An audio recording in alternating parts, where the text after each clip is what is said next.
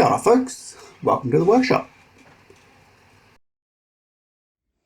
Today we're making a ladder shelf. I never quite understood the hype, but now that I've built one myself, I see why they're everywhere. They're brilliant. Even Catherine approves. Now normally, I'd start by breaking down some pallets, and I did that for this project, but I know not everyone loves spending half a day pulling nails out of timber, so for this project, we're starting with 4 nice slabs of S4S laminated twine, just like you'd grab at your local hardware store. Well, we're pretending to do that anyway. For the pallet lovers, don't worry, I'll show you exactly how I made these slabs right at the end. For now, let's get stuck into the build. Just a real quick aside, this is going to be my entry for the Chappo challenge and possibly even the Scrap Wood challenge. That's an Instagram thing though, so I don't know if I can figure that out. Anyway, thank you to Sam at Gumtree Hill for running the Scrap Wood challenge and James at Fix It Fingers. I'll link both their channels down below. Yeah, thanks to those guys for running those challenges, and hopefully I'll figure out how to enter this project. Ciao. What are you doing? We'll start with the shelves. I've got 3 nice long flat kind of 1500mm by 300mm blanks, about 15mm thick, and I'll chop them up into 5 90mm bits. Then I'll glue a couple of those bits together to make the biggest shelf.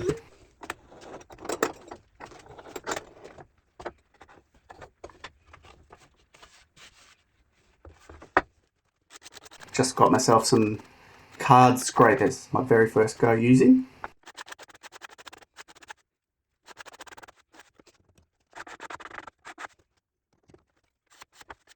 Very nice. And I glue another couple of pieces together to make the second biggest shelf, which is 330mm. The first one got cut down to 415mm off the camera.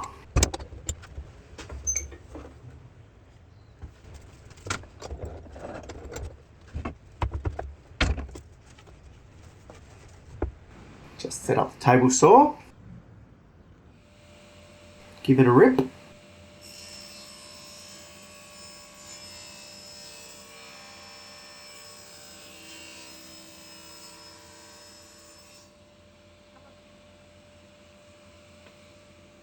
Straight through my tape marker.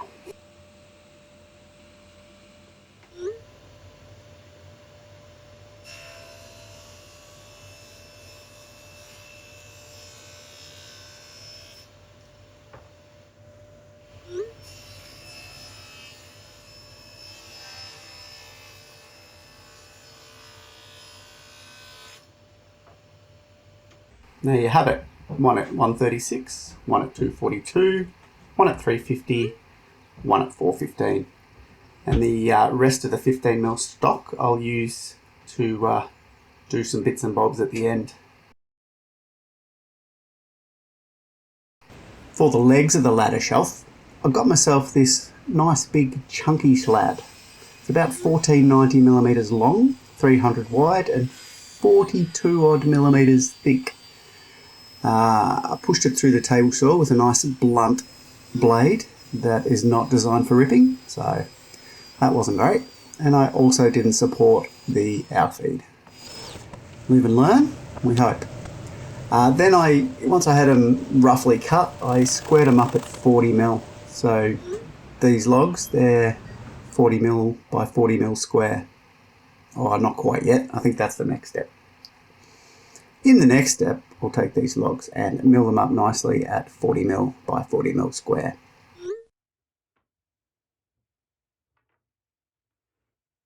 In the meantime, let's shuffle them about a bit. There we go, much better. There you have it.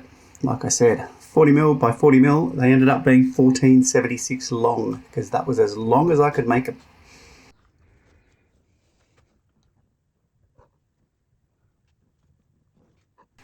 It's time for some joinery. Get out my toolkit.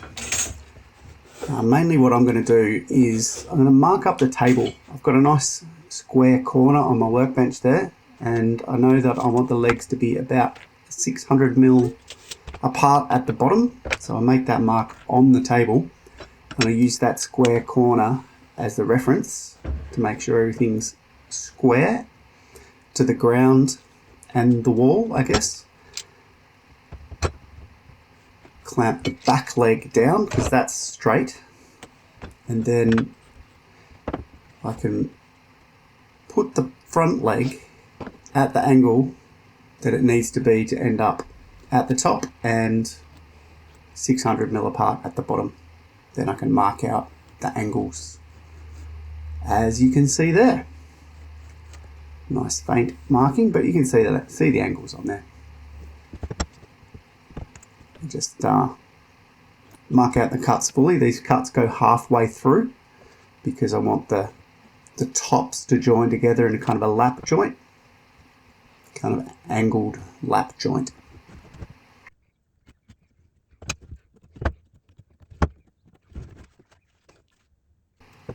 Was constantly double checking to make sure I was getting the marks on the right sides.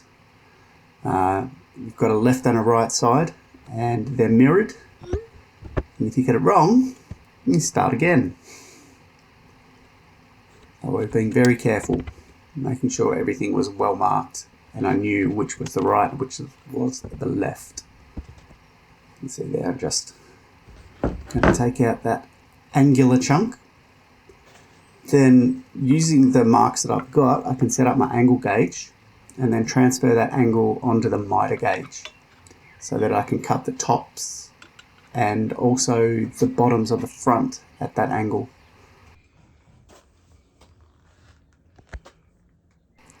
Not these ones, but I'm just showing here, just making sure that it's really clear these guys are mirrored.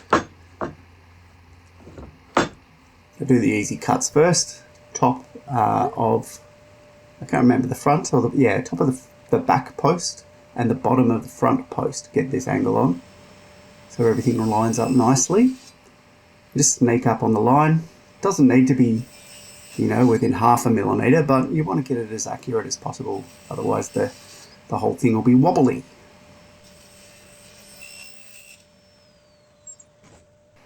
To cut the weird angled lap joint, I made up this jig. So kind of using the angle of the front to get the legs lined up. Basically just use the straight edge of that board to make the angled cut on the stick. What would have been better is if I cut the board first so I knew exactly where the blade was going to go.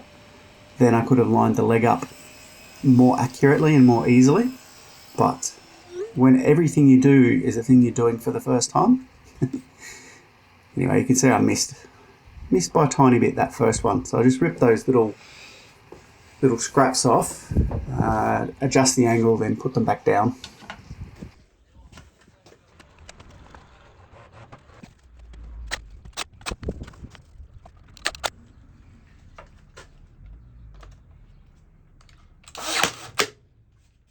And let's give that another crack.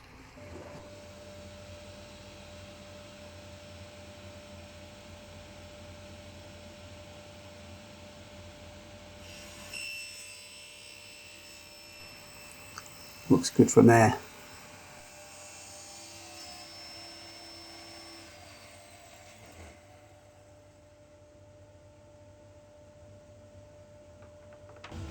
And perfect. Love it. Unfortunately, at this stage, I didn't know how I was going to remove the rest of it, so I pulled the jig apart and cut the opposite side. And then you'll see in a minute how I remove the rest of the material. It would have been great to have just finished that first leg. Never mind, like I said before, live and learn. That's the hope. Got the second one right first go. And then I can just move it down, slide it back and forth over the blade in the jig. and all of that material will come out easy peasy.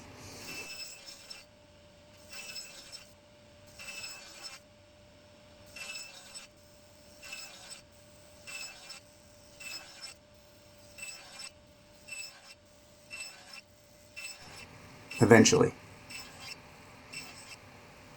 And done. Imagine how long that would have taken if it wasn't sped up about 4 times. But there you go, nice joint. Clamped all down to the table with the front leg at the 600mm mark. And the back joint all nicely closed together. I think that's come out really well. And I did the opposite side mirror image.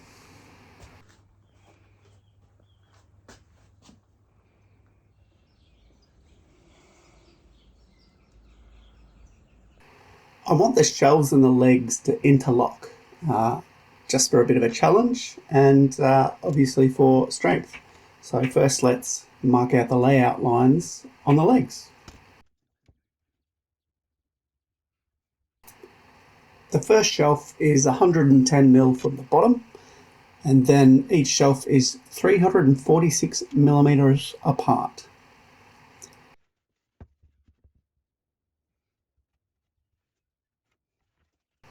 I quickly whacked a chamfer on the legs before cutting out the recesses for the shelves, just because I felt it was going to be easier to do at this point than once there was a bunch of notches cut in.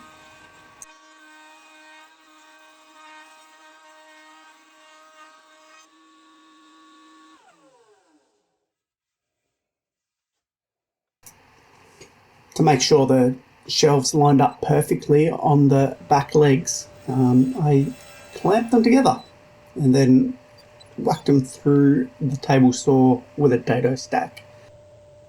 Unfortunately, the dado stack was slightly too big for the shelves. I should have spent a bit more time getting that right, and we would have had a nicer fit.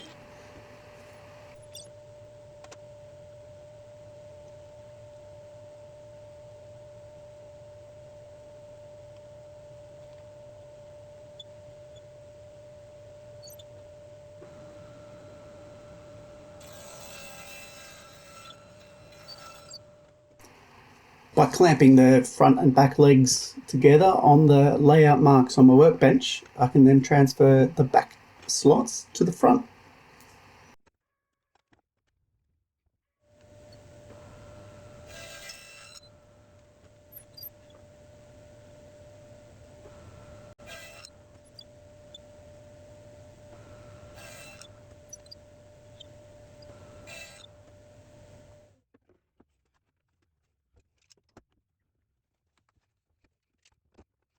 Time for a test fit, eh?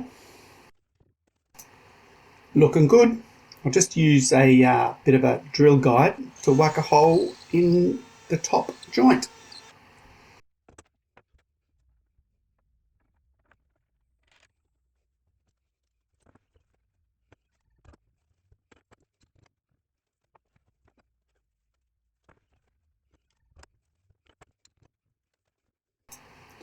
I'm just using a bolt that I had in the shop for now, but later on I'll swap that out for a nicer bolt and a wing nut.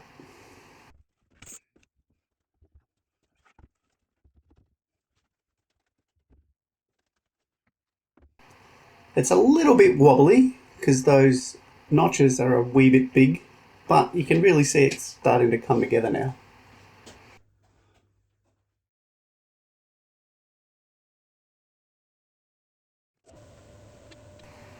Cut the recesses in the shelves with the dado stack and the table saw. It was a bit dodgy, so I didn't really film much of it. I didn't film it well. But basically I marked these out by lining the shelves up on the existing to the notches in the legs, and then yeah, just cut those notches on the dado stack. And we got there, and we still have all of our fingers. I'll think of a better way next time.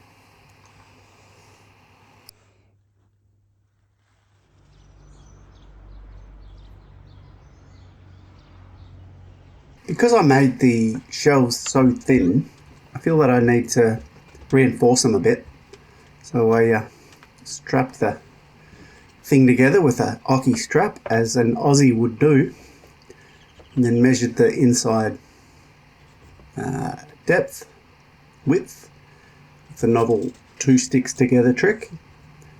And then I cut a bunch of strips 30mm wide out of that leftover 15mm material.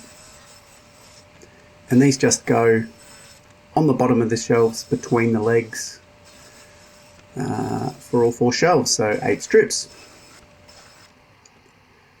Trim the ends up nice and flat. Then cut them all length.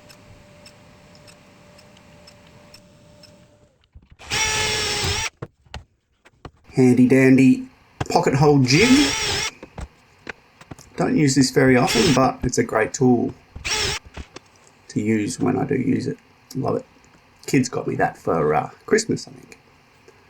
So just test fit this on here, make sure it all goes together.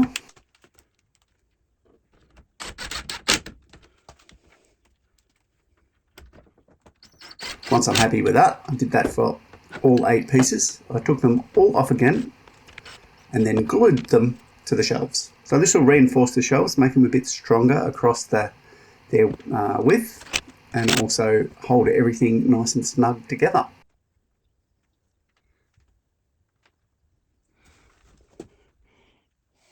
Next thing I did was just a little shelf, a little raised piece at the back of each shelf. So 4 pieces at 15mm, and they're just glued on the back.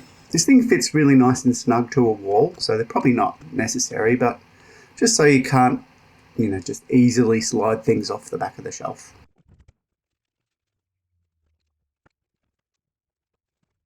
There you go, pretty happy with myself. Taking it all apart again. So we're ready for sanding and finishing.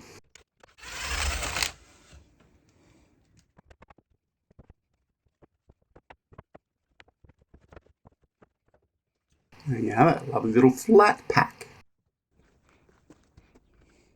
Nice.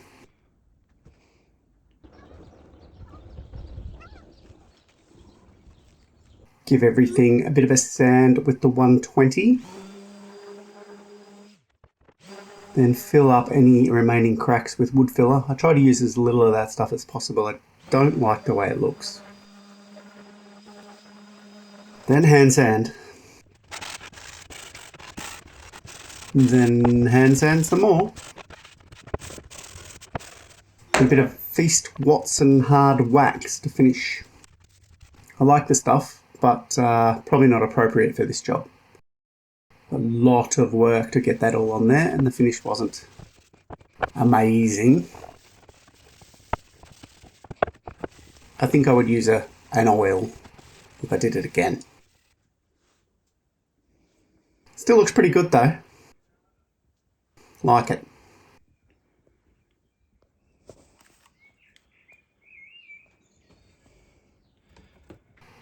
Time to put this thing together one more time. Not so easy while you're holding a camera.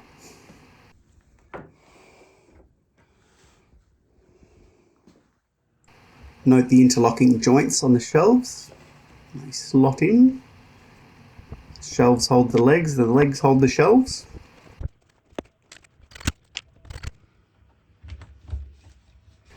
I actually changed over to some longer screws for the final assembly. The other ones didn't quite get to the bottom of those notches because they go straight into the notches on the legs.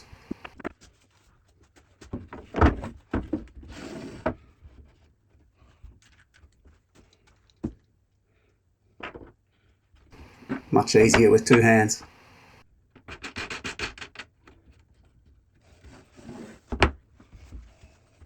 Might seem a bit backwards to put the assembled shelves on top of the one leg rather than the other way around.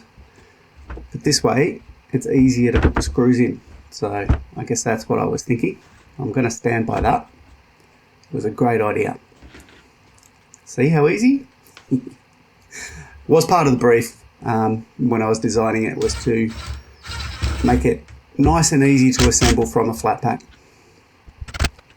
A few screws and you're done. I'm pretty happy with myself. Look at that, it's all done, nice and solid. Just that one flaw. That moved a little bit when I put the shelves on. Chop it off with my rusty old pull saw. Just got some new pull saws in the mail. Just today, I'm very excited to use them. This thing's had the gong. My 150-year-old files. I don't know if that's true. They may be really old. Some of them are, some of them aren't. Some of them came from my granddad, I think. Bit of sanding, and the job's done. You'll never know it was like that.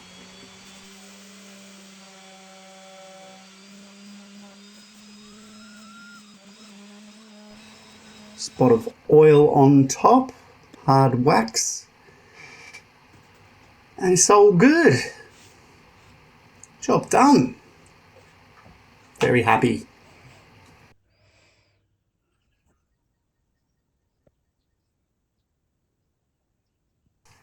And here she is. Completed shelf. I think it looks real cool. I'd like to maybe do the finish differently next time, but I'm pretty pleased. The laminations are a bit wide for my taste, so I'll make thinner strips next time. But apart from that, very happy. What do you guys think?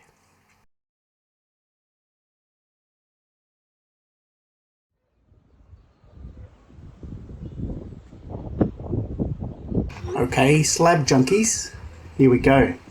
Start with the pallet slats. Mill the faces just to tidy them up a bit on the old thicknesser planer. It's amazing how you turn the dirty, rubbishy boards into nice flat stock. Beautiful. Doesn't really matter how thick they are, but you do need to keep the different thicknesses separated. So this is the big chunky slab, so 45mm strips.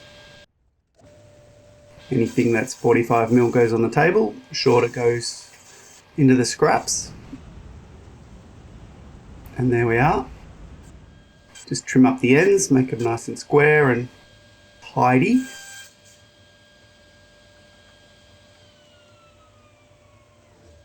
Cut all the knots out and the worst bits of cracking and damaged timber, and you end up with a nice stack of bits to glue together.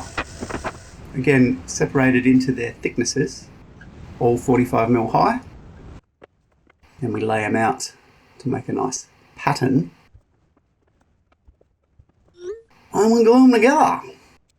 Now, you can only do this if you have a way of holding them flat and a way to put pressure from the front, so you squash them together, and the top, so they stay flat.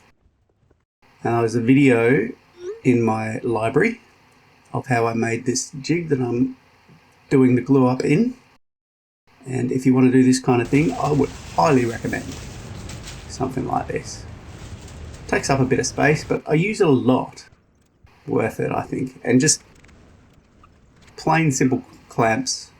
That one shown just there is not actually the one with the fat clamp. This one I'm undoing is, you can see the clamps that go across the front. And those are just support pieces. I only needed about 300mm. I didn't need the full width. Now put epoxy on to fill up the holes. I'm not sure I'd do that again. I'm working on a different way of dealing with the damaged timber. Takes a lot of time to put the epoxy on and let it dry and plane it down. So anyway, it does work quite well. Final step, give it a plane.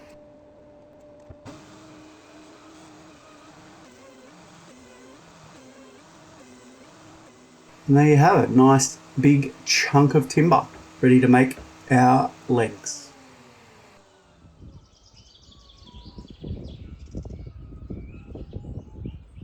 fly through the making of the small slabs, the thin slabs. It's exactly the same process. Plane the boards, cut them to the thickness you like, glue them together, put some epoxy on, whack them in the clamps, and there you have a nice flat board. Job is done. So I had to do 3 of these. Slowed the project down quite a lot because I of course didn't calculate how many I might need to get all the shelves done. I did 1, made the big shelf, and then went, shit, better make some more. I won't bore you too much with that though, it's just the same thing again and again.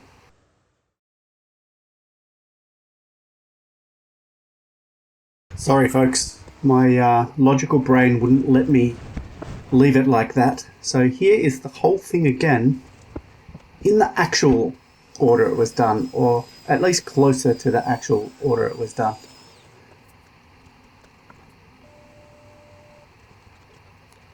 If you've come this far, thank you so much for watching. I think that my woodworking skills are improving at a greater rate than my video editing skills. So for that, I apologise a little bit, but we are getting there. It's a journey. But yes, thank you so much for watching. If you liked it, give us a thumbs up. Much appreciated. If you want to make some comments on how I went about it, please do. I'm really up for the learning experience. And yeah, if you were keen to see some more stuff, hit that subscribe button for me. Thanks so much, guys. I'll catch you next time.